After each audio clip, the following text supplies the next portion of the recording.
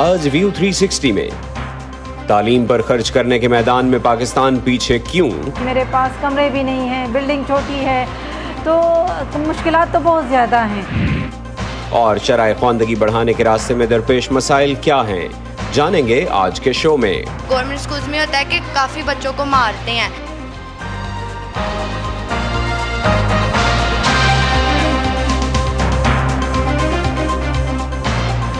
Voice of America کے Washington studio سے آپ دیکھ رہے ہیں پروگرام ویو 360۔ میں ہوں محمد عاطف۔ ویلکم ٹو دی شو۔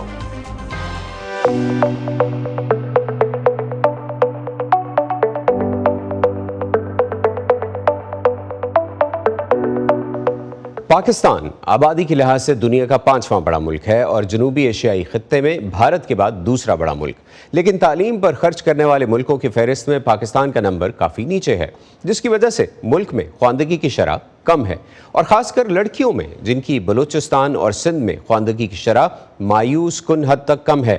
شہری علاقوں میں تو اسکولوں کی سہولتیں موجود ہیں، لیکن دیہی علاقوں میں اسکول یا تو بہت دور ہیں یا ہیں ہی نہیں۔ سرکاری اسکولوں کی عمارتیں مخدوش حالت میں ملتی ہیں یا اسکول میں ایک ہی کلاس روم ہوتا ہے۔ بہت سے اسکولوں میں 4 دیواری اور ٹوائلٹس نہیں ہوتے، جس کی وجہ سے زیادہ تر خاندان اپنی لڑکیوں کو اسکول نہیں بھیجتے۔ 24 کروڑ لوگوں کے ملک پاکستان میں خواندگی کی شرح سال 2022 کے اعداد و شمار کے مطابق تقریباً 62% ہے، یعنی اسکول جانے اور اس سے اوپر کی عمر کے ہر 100 میں سے 38 لوگ پڑھ یا لکھ نہیں سکتے۔ مردوں میں خواندگی کی شرح 72.5% ہے، جبکہ خواتین میں یہ شرح 51.8% ہے۔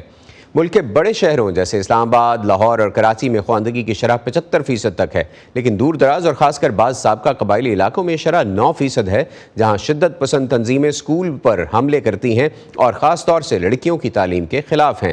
پاکستان اکنامک سروے کے مطابق سال 2021-22 میں پاکستان نے اپنے جی ڈی پی کا محض 1.7% تعلیم پر خرچ کیا، جو خطے میں سب سے کم ہے۔ ایک ایسے وقت میں جب غربت، سیکیورٹی اور ثقافتی رکاوٹیں پاکستان میں تعلیم اور شرح خواندگی کو بڑھانے کے راستے میں حائل ہیں اور ملک میں اسکول جانے کی عمر کے کروڑوں بچے اسکول سے باہر ہیں، تو پشاور سے تعلق رکھنے والی شاکرہ گل اپنی انفرادی کوششوں کے ذریعے ملک کو مفت تعلیم دلوانے کی کوشش کر رہی ہیں۔ وہ اپنے اس مشن میں اب تک کتنی کامیاب ہیں اور ان کے سامنے کیا چیلنجز ہیں، دیکھیے نظر الاسلام کی رپورٹ میں۔ پشاور کے رہائشی وقاص خان 7ویں جماعت کے طالب علم ہیں۔ ان کا تعلق ایک غریب گھرانے سے ہے۔ ان کے والدین اسکول فیس ادا کرنے کی استطاعت نہیں رکھتے، اس لیے وہ دیگر بہت سے بچوں کے ہمراہ محمدن اسلامک چلڈرن اکیڈمی میں پڑھتے ہیں، جہاں انہیں یونیفارم اور اسٹیشنری بھی مفت مہیا کی جاتی ہے۔ اسکول آنا اچھا لگتا ہے، یہاں پر میرے بہت سارے دوست ہیں، یہاں اساتذہ بہت اچھے ہیں۔ مجھے گھر سے زیادہ اسکول میں ٹائم گزارنا اچھا لگتا ہے۔ وقاص خان کے والد اسی اسکول میں چوکیدار کے طور پر کام کرتے ہیں۔ وہ کہتے ہیں کہ ان کے دوسرے بچے مزدوری کرتے ہیں، مگر وہ چاہتے ہیں کہ وقاص پڑھ لکھ کر اپنا مستقبل سنوارے۔ سرکاری اسکول بہت دور ہے، تعلیم بھی اتنی اچھی نہیں ہوتی، یہاں ہم سے فیس نہیں لی جاتی ہے۔ میں چاہتا ہوں کہ میرا بیٹا کچھ بن جائے اور مزید ترقی کرے۔ اپنے گھریلو مشکلات کا احساس وقاص خان کو بھی ہے، اس لیے وہ زندگی میں کامیاب انسان بننے کے لیے محنت پر یقین رکھتے ہیں۔ میرے لیے یہ اسکول روشنی کی طرح ہے، اگر میں اسکول میں نہ پڑھتا تو کہیں پر کم عمر میں مزدوری کر رہا ہوتا۔ اس اسکول میں پاکستانی طلباء کے ساتھ ساتھ افغانستان سے تعلق رکھنے والے بچوں اور بچیوں کو بھی پڑھایا جاتا ہے۔ آسیہ پشاور کی پیدائشی ہیں، مگر ان کے خاندان کا تعلق افغانستان کے صوبے قندوز سے ہے۔ افغانستان میں طالبان کے آنے کے بعد لڑکیوں کی تعلیم پر پابندی ہو گئی۔ افغانستان کے لوگ غریب ہیں، میں چاہتی ہوں پڑھ لکھ کر کچھ بن سکوں اور اپنے گھر والوں کی عزت کا کچھ کر سکوں۔ محمدن اسلامک چلڈرن اکیڈمی میں پہلی جماعت سے لے کر 8ویں جماعت کے بچوں کو تعلیم دی جاتی ہے۔ یہاں ایسے طلباء بھی ہیں جو یہیں سے فارغ التحصیل ہوئے اور اب بغیر تنخواہ لیے اسی اسکول کے بچوں کو پڑھاتے ہیں۔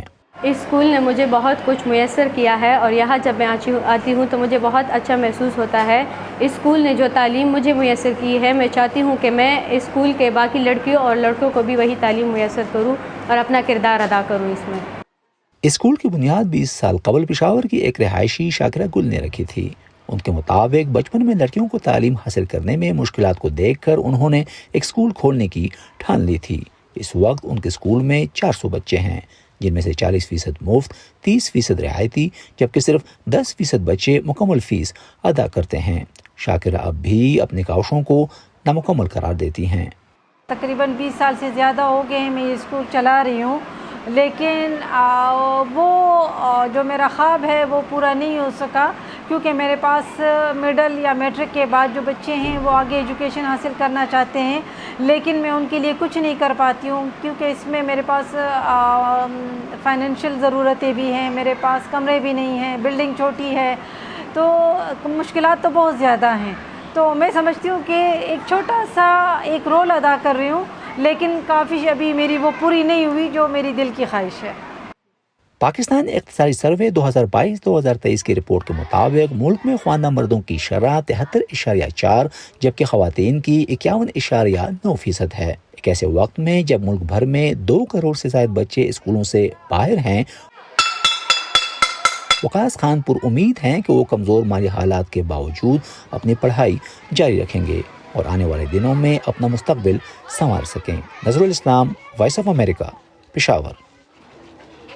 آج دنیا بھر میں خواندگی کا عالمی دن منایا جا رہا ہے اور اسی حوالے سے آپ ہمارے پروگرام میں یہ رپورٹس بھی دیکھ رہے ہیں۔ آگے چل کر کچھ گفتگو بھی ہوگی جس میں پاکستان میں خواندگی کی صورتحال پر مزید بات چیت ہم کچھ ایکسپرٹس کے ساتھ بھی کریں گے۔ تعلیم کی راہ میں صرف غربت اور طبقاتی تفریق ہی نہیں، مذہبی تفریق بھی بسا اوقات پاکستانی اقلیتوں کے تعلیم تک رسائی کے راستوں کو محدود کر دیتی ہے۔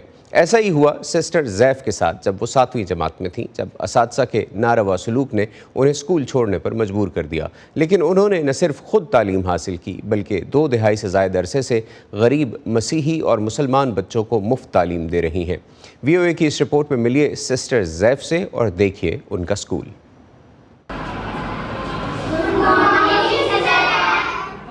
یہ 26 سال پہلے کا ایک توہین آمیز رویہ تھا جس نے سسٹر زیف کی زندگی کو ہمیشہ کے لیے بدل دیا۔ اس وقت 7ویں جماعت کی ایک مسیحی طالبہ کے طور پر جب انہوں نے اپنے اساتذہ سے مسلمان ساتھیوں جیسا سلوک نہ کیے جانے پر سوال اٹھایا تو ایک اسٹاف ممبر ناراض ہو گئی اور انہوں نے میرے منہ پر تھپڑ مارا۔ اسی لمحے میں نے فیصلہ کیا کہ مجھے اسکول چھوڑنا ہے اور مجھے ایک اسکول بنانا ہے جہاں بچوں کے ساتھ کسی بھی بنیاد پر امتیازی سلوک نہیں کیا جائے گا اور انہیں عزت اور مساوی مواقع فراہم کیے جائیں گے۔ غربت کے باوجود، جو کہ پاکستانی مسیحی برادری میں عام مسئلہ ہے، زیف نے اپنے گھر میں ایک مفت ٹیوشن سینٹر کھولا۔ میں نے گھر گھر جانا شروع کیا اور کچھ بچوں کو اپنے اسکول آنے پر راضی کیا۔ شروع میں کچھ لوگوں کا خیال تھا کہ یہ ایک بچی ہے اور یہ اتنا آگے نہیں بڑھ پائے گا، لیکن ہم ابھی بھی یہاں ہیں۔ انہوں نے 1997 میں جو غیر رسمی اکیڈمی شروع کی تھی وہ 2015 میں ایک رجسٹرڈ اسکول بن گیا۔ اس موسم خزاں میں پہلی بار سسٹر زیف کے طلبہ ایک اسکول کی باقاعدہ عمارت میں کلاس لے رہے ہیں۔ زفینیا women's education and empowerment foundation school میں تقریباً 200 کرسچن اور مسلمان بچے کنڈر گارڈن سے 10ویں جماعت تک عطیہ دہندگان کے تعاون سے مفت تعلیم حاصل کرتے ہیں۔ سسٹر زیف کے بہت سے سابق طلبہ یہاں کام کرتے ہیں۔ یہاں پہ ہماری ٹیچرز، اگر ہمیں کانفیڈنس نہیں ہے تو اگر ٹیچرز ہماری ہیلپ کرتی ہیں ہر ایک چیز میں، ہمیں یہاں پہ مارا بھی نہیں جاتا۔ گورنمنٹ اسکولز میں ہوتا ہے کہ کافی بچوں کو مارتے ہیں۔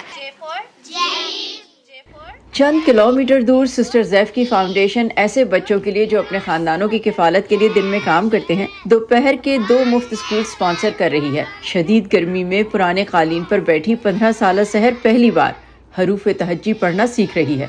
ہمارے گھر بھی کبھی کبھی کھانا پکتا ہے، کبھی نہیں پکتا۔ میری ماما کی خواہش تھی کہ میں پڑھ لکھ کر کچھ بنوں اور اب میں اپنی ماما کی خواہش کو پورا کروں گی۔ پاکستان میں تقریباً 2 کروڑ 30 لاکھ بچے اسکول نہیں جاتے، جس کی بڑی وجہ غربت ہے۔ ان کو ضرورت ہے کہ ان کو ایجوکیشن دی جائے۔ جس بچے کو اپنا نام بھی نہیں لکھنا آتا وہ کس طرح سے سروائیو کرے گا اگلی صدی میں، جب دنیا میں 70% جابز ہیں وہ ساری IT میں ہو جائیں گی۔ پچھلی 2 دہائیوں کے دوران سسٹر زیف کی فاؤنڈیشن نے سینکڑوں بچوں کو تعلیم حاصل کرنے میں مدد دی ہے۔ یہ کرتے ہوئے خود انہوں نے 2 ماسٹرز کی ڈگریاں حاصل کر لی اور اپنے اسکول کو سپورٹ کرنے کے لیے مختلف ملازمتیں کی اور اپنے کمیونٹی کے کام کے لیے کئی ایوارڈز جیتے، جن میں خواتین کو مالی طور پر بااختیار بنانے کے لیے ہنرمند بنانے کا مفت مرکز بھی شامل ہے۔ If I will not do this, अगर मैं ये नहीं करूँगी तो कौन करेगा? अगरचे वो राहिबा नहीं हैं, लेकिन वो कहती हैं कि वो चाहती हैं कि हर कोई उन्हें अपनी बहन की तरह ही समझे। सारा ज़मान के साथ सबा Shah Khan, voice of America. Pakistan में खौंदगी की सूरत हाल पर ही गुफ्तगू को मज़ीद आगे बढ़ाते हैं और अब बात करेंगे गज़ाली फाउंडेशन के एग्जीक्यूटिव डायरेक्टर सैयद आमिर जाफरी से। इनका इदारा पाकिस्तान के देही इलाकों में 850 स्कूल चला रहा है। आमिर साहब, बहुत शुक्रिया हमें ज्वाइन करने के लिए। बिल्कुल बुनियादी एक सवाल है और मैं चाहता हूँ कि ये सवाल उन लोगों के लिए किया जाए जिनको लगता है कि पढ़ाई की अहमियत नहीं है। पढ़ने और लिखने की अहलियत एक इंसान की ज़िंदगी को कैसे बदलती है?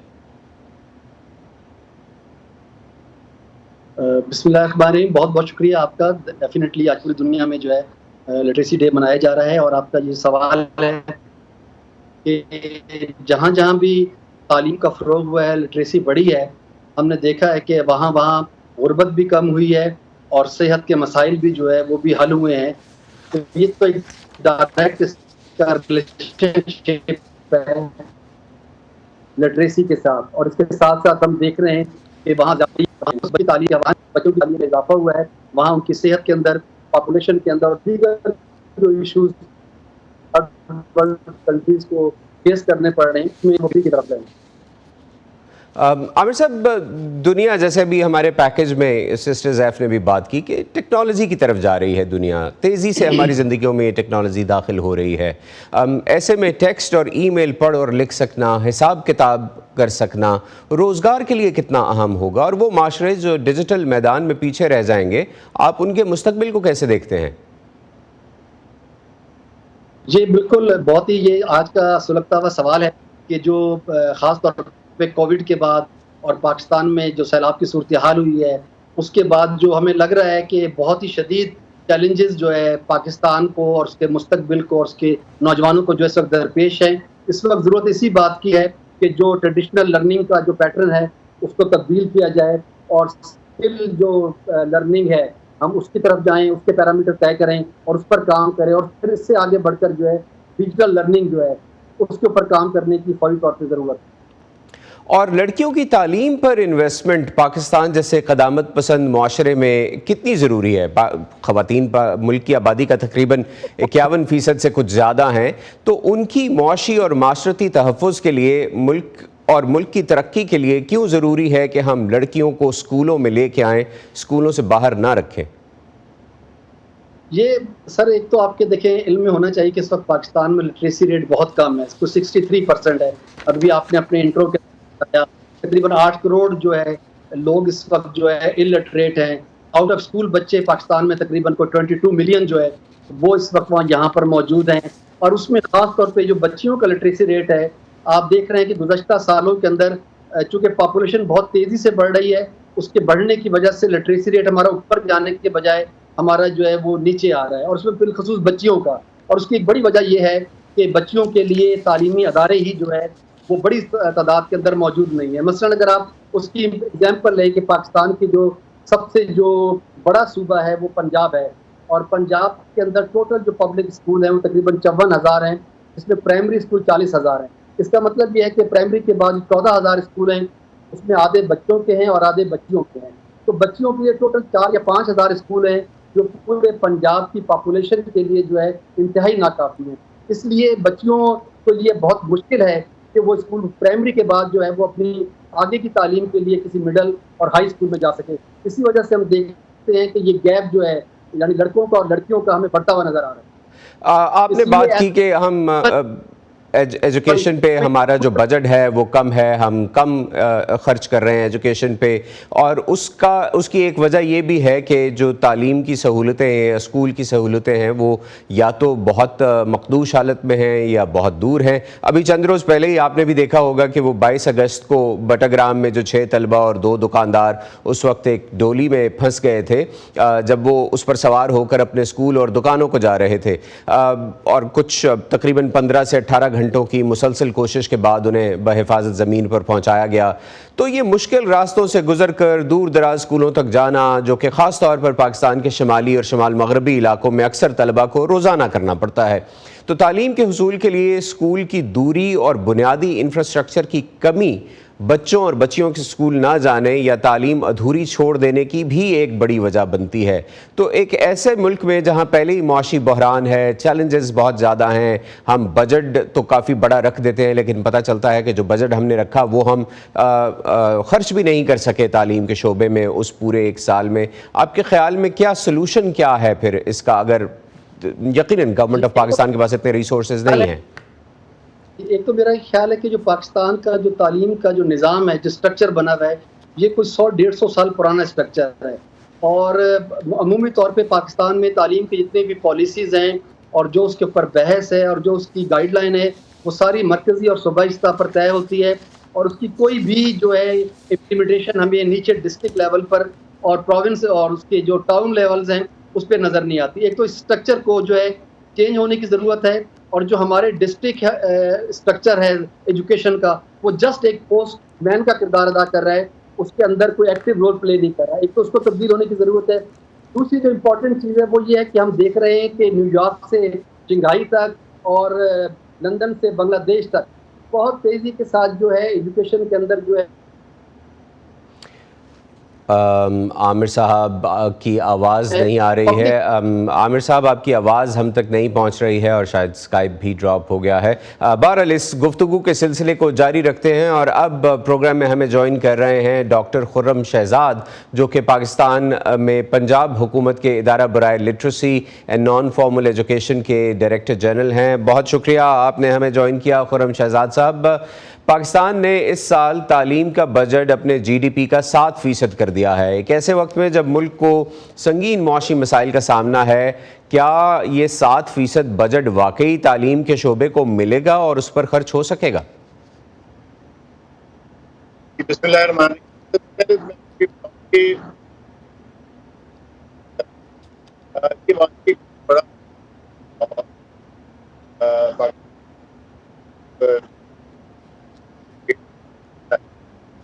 خرم صاحب آپ کی آواز میں کچھ پرابلم ہو رہا ہے، آپ کی آواز ہم تک نہیں پہنچ رہی ہے. we're trying to fix it. آپ ہمارے ساتھ ہی رہیے، ہم دیکھ رہے ہیں کہ اس میں کیا ایشو ہو رہا ہے. اور بات ہم اپنے ناظرین کو دوبارہ بتاتا چلوں کہ ہم انٹرنیشنل لٹریسی ڈے کے حوالے سے بات کر رہے ہیں اور یہ جو سوال ہم کر رہے ہیں کہ ایجوکیشن کا بجٹ بڑھانے کے باوجود کیا پاکستان کے جو تعلیم کے اور خواندگی کے مسائل ہیں وہ حل ہو سکیں گے؟ کیا جو بجٹ بڑھایا جا رہا ہے وہ ان ایریاز میں لگایا جا رہا ہے جن ایریاز میں واقعی اس وقت فوکس کرنے کی ضرورت ہے؟ کیونکہ جب ہم خواندگی کی بات کرتے ہیں تو اس میں 2 بلاکس ہیں جن کی ہم بات کرتے ہیں. ایک تو ظاہری بات ہے مرد ہیں اور دوسرا ظاہری بات ہے خواتین ہیں. خواتین میں یہ خواندگی کی شرح پاکستان میں اوور آل جو شرح ہے اس کے مقابلے میں بہت ہی کم ہے، جس کی ایک بڑی وجہ کلچرل ایشوز ہیں، جس کی ایک بڑی وجہ سیکیورٹی ہے، ایک بڑی وجہ اسکولوں کے حالات ہیں جہاں پر ٹوائلٹس نہیں ہوتے، جو خاندان اپنی بچیوں کو پرائمری کے بعد خاص طور پر مڈل اسکول کی تعلیم کے لیے نہیں بھیجتے. اس کی ایک بہت بڑی وجہ یہ ہوتی ہے کہ اسکولوں کے اندر ریسٹ رومز یا باتھ رومز یا ٹوائلٹس نہیں ہوتے. خرم شہزاد صاحب سے ہمارا دوبارہ رابطہ ہو گیا ہے. خرم صاحب واپس اسی سوال پر میں آتا ہوں کہ بجٹ تو بڑھ گیا لیکن کیا یہ رقم ڈپارٹمنٹ آف ایجوکیشن ڈسبرس کرے گا صوبوں کو ایجوکیشن کے حوالے سے، اور کیا یہ خرچ ہو سکے گی؟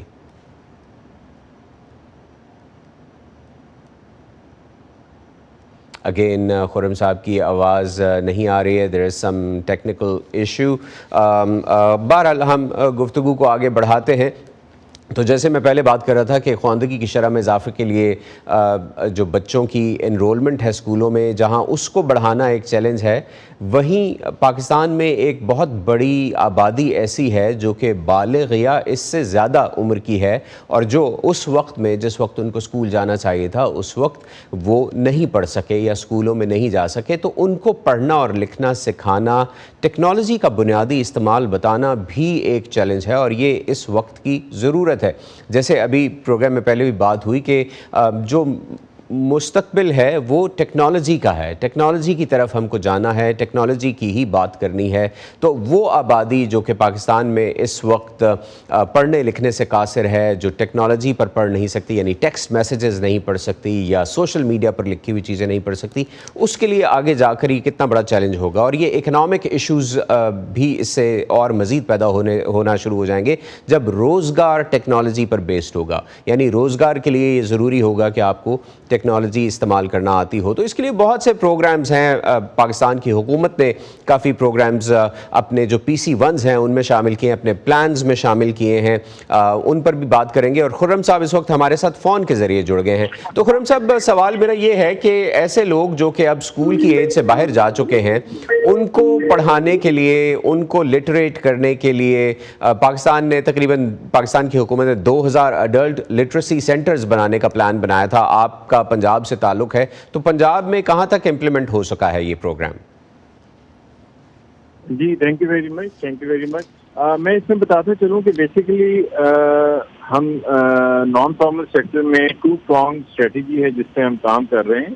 ایک تو یہ ہے جو ہمارے آؤٹ آف اسکول چلڈرن ہیں ان کو ہم کیٹر کرتے ہیں، اور آؤٹ آف اسکول چلڈرن اس وقت ہمارے پاس 20,000 نان فارمل بیسک انسٹیٹیوشنز ہیں، اور یہاں پر ہمارے پاس مور دین 500,000 بچے جو ہیں وہ انرولڈ ہیں جن کو ہم اس وقت پڑھا رہے ہیں.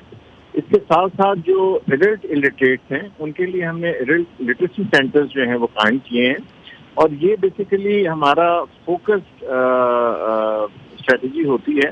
اور جو سوسائٹی کے مارجنلائز طبقہ ہے اس کو ہم کیٹر کرتے ہیں. فار ایگزامپل میں آپ کو مثال کے طور پہ بتاتا ہوں کہ ہمارے جو جیل انمیٹس ہیں پریزنز میں جو جوونائل پرزنرز ہیں جو کہ الٹریٹ ہیں، جو کبھی اسکول نہیں گئے، ایک تو ہم ان کو تعلیم دیتے ہیں، اور اس کے ساتھ ساتھ جو وہاں پر الٹریٹس ہیں ان کو بھی ہم تعلیم دیتے ہیں. اس کے علاوہ ٹرانسجینڈر کمیونٹی ہے جو کہ again which is a very neglected community in Pakistan, ان کے لیے بھی ہم نے ایڈلٹ لٹریسی سینٹرز بنائے ہیں، اور 8 مہینے کا ایک کورس ہوتا ہے جس سے پھر ہم انہیں بنیادی لٹریسی جو ہے وہ ہم فراہم کر رہے ہیں. اس کے ساتھ ساتھ فشرمین کمیونٹی ہے، وہاں پر ہم نے بوٹ سکولز قائم کیے ہیں، اور اس کے علاوہ ڈسٹرکٹ میں مختلف جگہوں پر ایگریکلچر اور لائف اسٹاک جو ہمارے فارمر کمیونٹی کے لوگ ہیں جو الٹریٹس ہیں وہاں پر بھی ہم اسپیشلی یہ سینٹرز بناتے ہیں جہاں ہم ان کو لٹریسی کے علاوہ ہم ان کو ٹیکنیکل ایجوکیشن جو ہے اس پہ بھی ہم فوکس کر رہے ہیں. رائٹ، بہت شکریہ خرم شہزاد صاحب. ہمارے پروگرام کا وقت ختم ہو رہا ہے. کچھ وقت شروع میں اسکائپ کے ٹیکنیکل ایشوز کی وجہ سے ضائع بھی ہو گیا. آپ نے ہمیں جوائن کیا اور پنجاب حکومت کے پروگرامز کے بارے میں بتایا. ایک اور طریقہ جو کہ بہت ہی کامن ہے آج کل درس و تدریس کے لیے، اور خاص طور پر ایسی کمیونٹیز تک پہنچنے کے لیے جہاں فارمل سیکٹر آف ایجوکیشن نہیں پہنچ سکتا، وہ ہے ڈیجیٹل اور سوشل میڈیا، یعنی ٹیکسٹ میسیجز کے ذریعے، سیل فونز کے ذریعے، یوٹیوب کے ذریعے اور اس طرح کے جو دیگر پلیٹ فارمز ہیں ان کے ذریعے چھوٹے چھوٹے ویڈیو ٹیوٹوریلز بنا کر بھیجنا، تاکہ وہ لوگ جو کہ اسکولوں میں نہیں جا پاتے وہ اس سے استفادہ کر کر اپنی جو خواندگی ہے اس کو بہتر کر سکیں، یا اپنی جو ایجوکیشن سسٹم ہے اس میں شامل ہو سکیں، پڑھنا لکھنا اور ٹیکنالوجی کو استعمال کرنا سیکھ سکیں. پاکستان کی فیڈرل منسٹری آف ایجوکیشن اور پروفیشنل ڈیولپمنٹ کے مطابق اس نے ملک میں ناخواندگی کے مسئلے سے نمٹنے کے لیے 4 بڑے پروجیکٹس کے PC1s جمع کروا دیے ہوئے ہیں، جس میں 29 اضلاع میں 36,900 خواندگی کے مراکز کا قیام ہے. ملک کی 99 جیلوں میں قیدیوں کے لیے لٹریسی پروگرام، انفارمیشن اور کمیونیکیشن ٹیکنالوجی اور موبائل فونز کے ذریعے خواندگی کو فروغ دینا بھی شامل ہے. خواندگی اور غربت کے خاتمے کے لیے ہنر کی ترقی اور فروغ کے لیے 400 سینٹرز کا قیام اور کمیونٹی لرننگ سینٹرز کا قیام بھی شامل ہے. وقت ہے کہ آبادی کے لحاظ سے دنیا کا 5واں بڑا ملک، دنیا کی 7ویں بڑی فوج اور مسلم دنیا کی واحد ایٹمی طاقت پاکستان ہیومن ڈیولپمنٹ کے میدان میں تعلیم پر توجہ دے اور اپنی تیزی سے بڑھتی آبادی کے معاشی مستقبل کو محفوظ بنانے کے لیے تعلیم کے بنیادی حق کو اپنی رعایا تک پہنچائے. اسی پر ختم کرتے ہیں آج کا ویو 360. محمد عاطف کو اجازت دیجیے. خدا حافظ.